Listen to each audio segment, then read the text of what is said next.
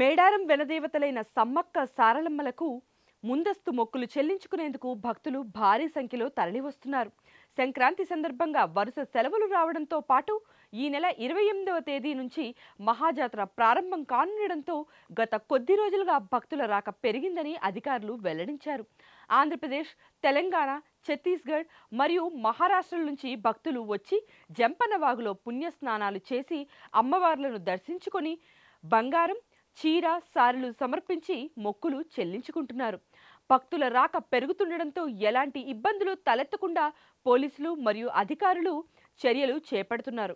ఇక మేడారంలో ఉన్న సీఎం రేవంత్ దంపతులు వనదేవతలకు మొక్కులు చెల్లించుకున్నారు.